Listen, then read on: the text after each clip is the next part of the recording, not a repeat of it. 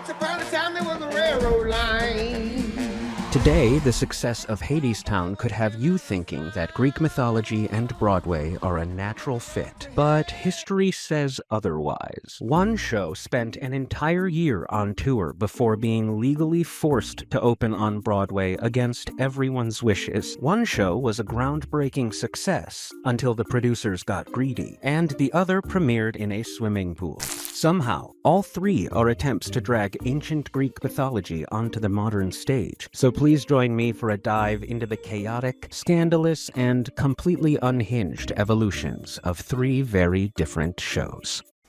Decades before Spider-Man Turn Off the Dark became Broadway's most infamous disaster, another production was quietly laying the groundwork. Odyssey had almost everything a Broadway producer could dream of, but somehow it became a year-long war zone. This is the spectacularly disastrous journey of Home Sweet Homer, the 1976 Broadway musical flop that spent most of its existence under a much better title: Odyssey. The project started life as a hero's song, a serious musical adaptation of Homer's ancient Greek epic. The brain behind this was Eric Siegel, author of the best-selling novel Love Story. His Odyssey was meant to be more about the emotional journey than the physical one. Siegel was essentially looking to make a chamber musical, where the spectacle is totally stripped away and the audience is forced to focus on the humans at the heart of the story. Then the producers made one decision that would completely change the destiny of the show. They cast Yul Brynner as Odysseus. By this point, he was an international icon. He had won the Tony Award for his performance in The King and I, and the Academy Award for reprising the role in the film version. Yul Brynner. I hope this is not a mistake. Throughout his career, he would return to that role more than 4,600 times. To be able to afford their star, the producers needed to book bigger venues and sell more tickets, which kind of clashes with the idea of making the show feel small and intimate. To match Siegel's literary weight, they bring in Mitch Lee to compose the music, and Albert Marr joined as the director. Both of them held those same positions on the original Man of La Mancha, which ran for over 2,000 performances.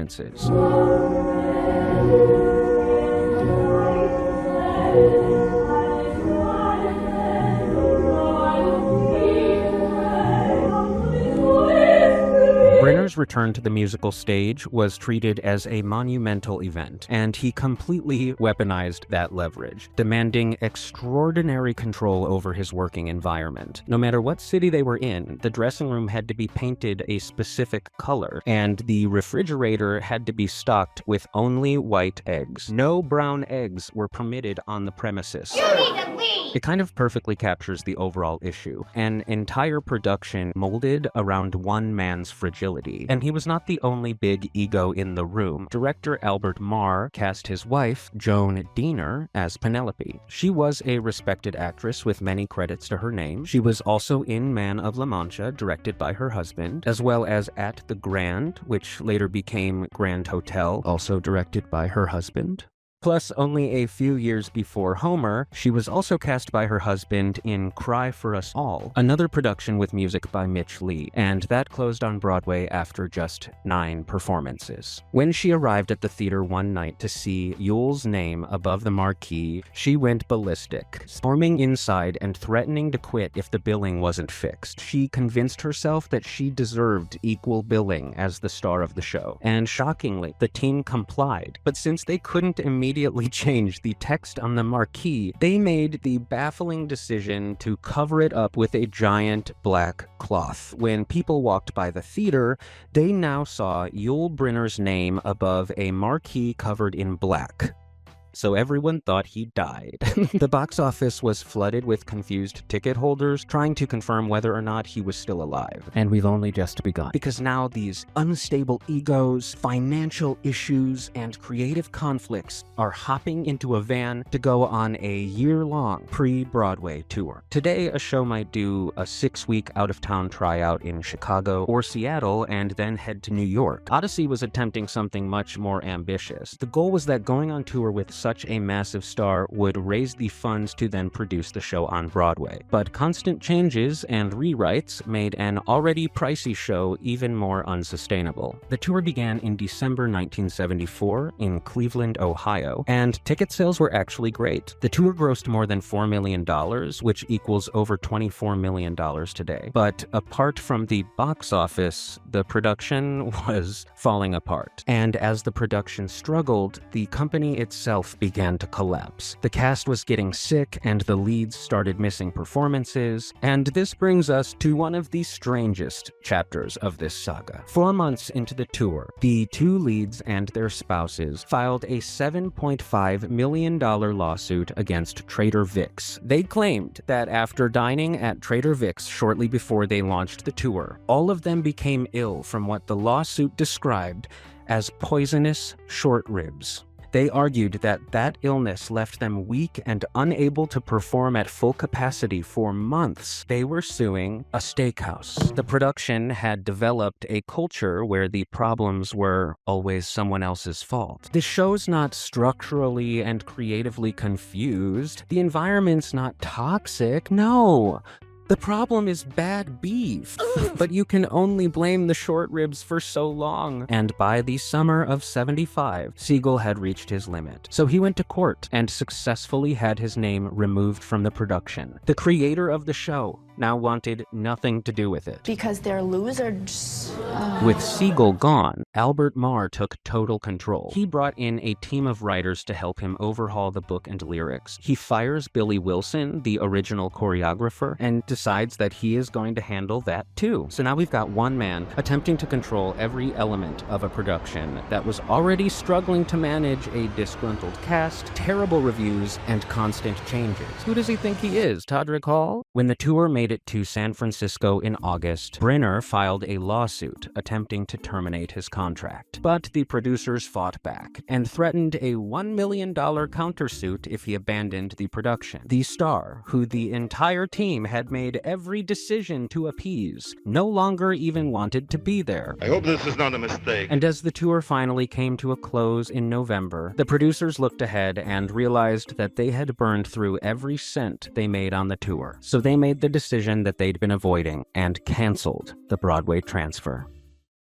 But there was one little problem. Brynner had just been waiting to get his payback for them forcing him to stay in the show. Just like he had contractual obligations, the producers did as well. And if the production never opened on Broadway, the star was entitled to several million in damages. From that moment, Odyssey became much more of a legal obligation than a musical. Producers desperately wanted to minimize the damage, so they reduced the running time to only one act. They could not give people any chance to escape once the show had started. Then came the final humiliation. They changed the title, and Odyssey became Home Sweet Homer. On January 4th, 1976, Home Sweet Homer officially opened at the Palace Theater in New York during a Sunday matinee. Producers were probably hoping that the reviews would be buried in the following week's news, but it really didn't matter. The show had played 11 previews, and immediately after the curtain came down on opening day, the closing notice was posted backstage. After an entire year, barely surviving creative battles, lawsuits, rewrites, missed shows, and especially bad beef, the Broadway run lasted one performance. The Odyssey is a story about finding your way home, but our next production lost its way right before it made it to Broadway. The strangest thing about The Golden Apple is that it's not really a story of what went wrong, because almost everything went right. Critics adored it, and it won Best Musical, so why was it a financial disaster? 1954's Golden Apple took Homer's The Iliad and The Odyssey and transposed the entire Trojan War to take place in Washington State just after the Spanish-American War in the early 1900s. The book and lyrics were written by John Latouche, with music by Jerome Moross, who would be nominated for an Oscar only 4 years later for his work on the score of The Big Country. The production was essentially a comedic opera, without any spoken dialogue, and music that sweeps across classic American genres like ragtime, brass, and jazz. The first act covers the Iliad, with with the second act taking on the Odyssey. Ulysses and his army return from war to the small town of Angel's Roost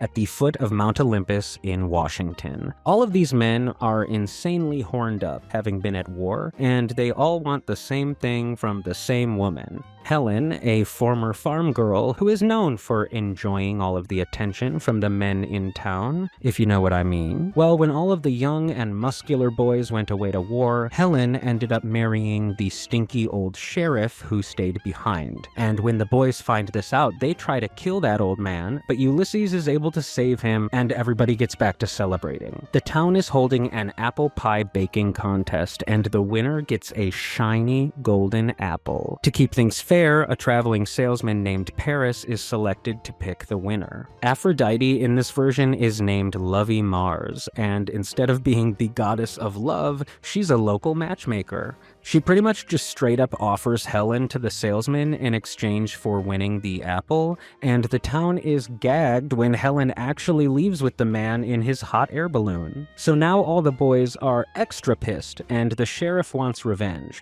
Ulysses announces that they're going back to war, and they set off to follow Paris and Helen. Act 2 starts with Helen enjoying the city, but as soon as the boys arrive, she folds and gets back with the sheriff. Ulysses is like, I don't want to go home, we just got here.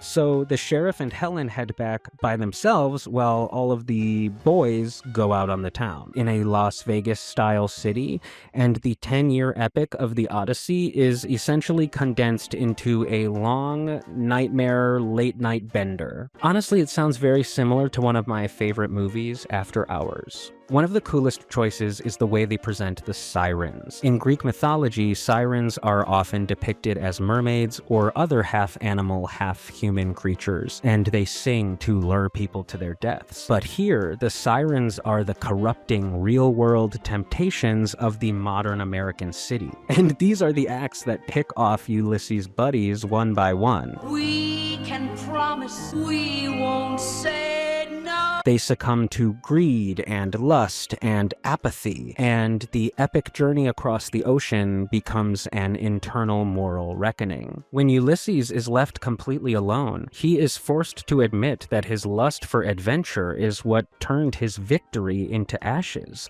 that his addiction to excitement was hollow. He has to go back home.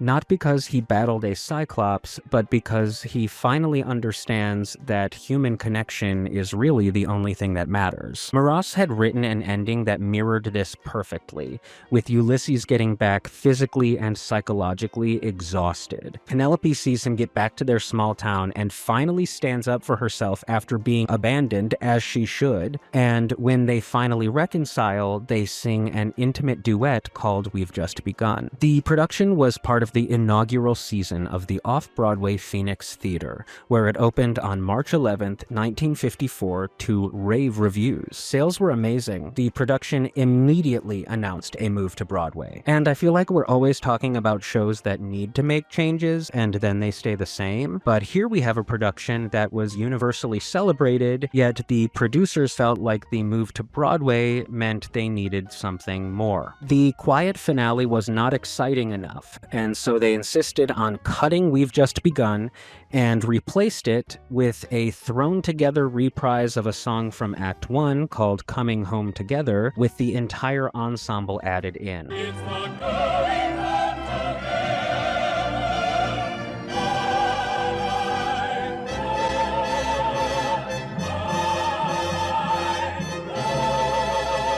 Now, when the Broadway production opened on April 20th, nice, the arc of the entire show ended with an abrupt, unearned celebration that betrayed everything that came before it. Plus, they had to fill a larger theater every night, at higher ticket prices, while supporting a massive cast and orchestra, and convincing mainstream audiences to buy tickets to an operatic retelling of Greek mythology. The move to Broadway should have been a victory lap.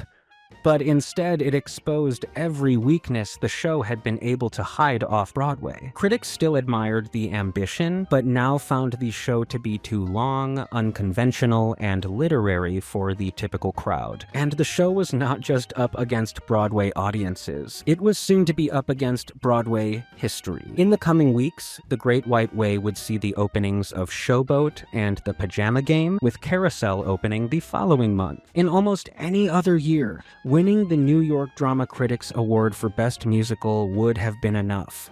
But in 1954, it wasn't. The Golden Apple had been the first off-Broadway show ever to win that award, but despite the critical acclaim, it closed on August 7th after just 125 performances. When the script was published for licensing, the original finale was restored. The year was 405 BCE. The city had been devastated by decades of war, political chaos, and social upheaval. And at one of Athens' great festivals honoring the god of theater himself, Dionysus, playwright Aristophanes premiered The Frogs. In the play, Dionysus looks around at the world falling apart and decides they do not need another military leader or politician. So he goes to the underworld to bring back a dead playwright in hopes that he will be able to restore wisdom, morality, and hope to a collapsing society. Jump forward 2,500 years, and Bert Shevlov, best known for writing the book of A Funny Thing Happened on the Way to the Forum, has adapted The Frogs into a musical, with music and lyrics by none other than Stephen Sondheim. But they did not stage it in a traditional theater.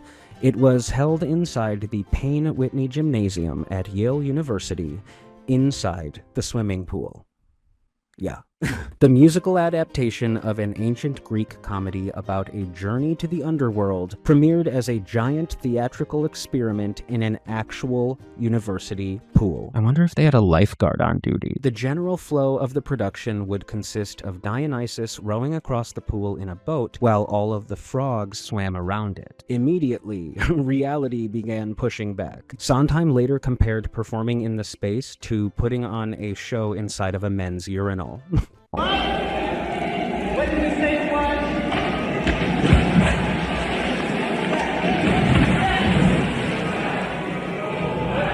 Water isn't an amazing thing to have around things like instruments and electrical equipment, so the orchestra was pushed so far away from the pool that audiences felt like the sound was being piped in from elsewhere. The production had designed an enormous amphitheater-style seating structure around the pool. The problem was that it did not meet pretty much any safety requirements, and just before opening night, the fire marshal paid a visit, and they had to tear down the set effective immediately. The production was suddenly facing the impossible choice: delay the opening and admit the show is not ready, or do you open anyway and hope nobody notices? Producer Robert Brustein chose the second option. The critics had already been invited, and the opening had been announced, so he believed that postponing would damage Yale's reputation. They had no choice but to cancel the final 2 dress rehearsals, and the first ever full run of the show took place in front of their opening audience on May 21st, 1974. And somehow, they kind of pulled it off. The ensemble was made up of a combination of student actors as well as members of the Yale swimming team. Some of the characters had to tread water the entire production. Somebody drowning mid-show would really kill the mood. Hidden in this ensemble were some future legends. This cast included a young Meryl Streep, a young Sigourney Weaver, and playwright Christopher Durang. Future Broadway and Hollywood royalty literally paddling for their lives. This was an amazing collection of talent trapped inside of a production that was nearly impossible to pull off. And despite the chaos, the response was positive enough that The Frogs became a fascinating theatrical curiosity. But then it disappeared, and for decades the show existed almost as a lost artifact. But in the late 1970s, prolific actor Nathan Lane purchased a copy of the script script from the Drama Bookshop in New York and spent years thinking about bringing it back until in 2000 he produced a concert version at the Library of Congress featuring himself with Davis Gaines and Brian Stokes Mitchell. After decades at the bottom of the pool, the Frogs had another chance, but this time the goal was much bigger than a college experiment. They were going to Broadway. They wanted to create a big, flashy production, and Nathan Lane convinced Stephen Sondheim to return to the project and expand it from a 90-minute concert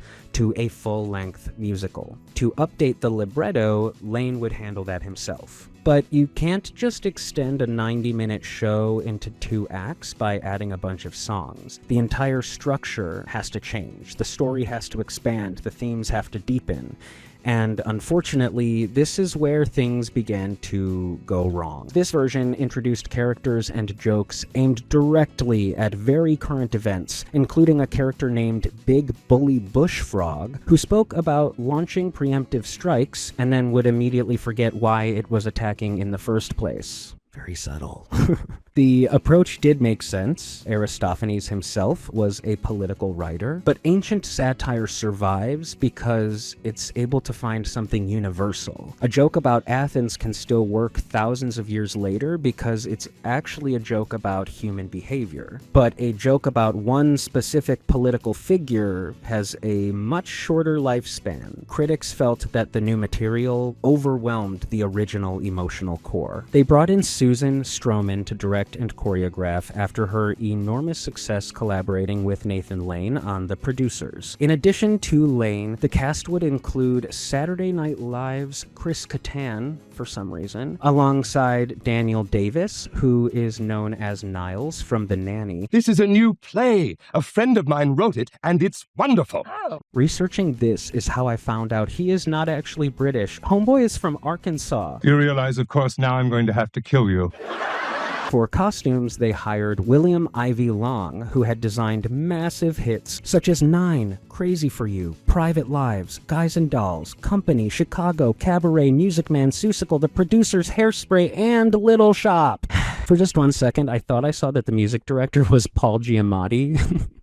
But that was just my brain doing its own thing. Anyway, after 3 weeks of previews and only just a few days before the opening night, Lincoln Center announces that Chris Kattan has withdrawn from the production and will be replaced by Roger Bart, who had just won the Tony a few years before for playing Snoopy in You're a Good Man, Charlie Brown, before working with most of these other people on The Producers. It seems like Lincoln Center was trying to be nice about Kattan and make it appear that he left by choice, but he later shared in interviews that his role had been getting cut way down throughout rehearsals. Then suddenly he was let go over the phone and felt completely blindsided. It's honestly surprising to me they wouldn't have gone with Bart straight away, especially with his proven chemistry with Nathan Lane, but maybe Chris Kattan was seen as more of a draw at the time, having just left SNL 1 year prior. But allegedly, his attitude, irrational behavior, and alleged constant drug use would have made an already challenging process even worse. On paper, this was a dream team. Sondheim, Lane, Stroman, Aristophanes. Broadway was bracing for an event, but instead, the show had lost what made the original idea work. The Broadway production opened July 22nd, 2004 at the Vivian Beaumont Theater to very mixed reviews, and after 92 performances, it closed on October 10th. In all 3 adaptations, the hero has to confront the absolute worst of human nature in attempt to bring something back to the surface. When Dionysus looks at a collapsing society, he doesn't look for a politician or a soldier. He looks for a writer. He believes that words can do what armies and governments cannot. Maybe that's why these stories have survived for thousands of years. The ancient Greeks believed art could save civilization. Broadway has spent a century testing that theory. Sometimes it creates something immortal. Sometimes it creates a disaster. And sometimes, somehow, it creates both. I'm trying really hard to get stunt cast in Chicago on Broadway, but they told me I need at least 100K subscribers. I have a little ways to go, so I'd really appreciate if you hit that subscribe button. As always, thank you so much for tuning in, and I will see you again very soon.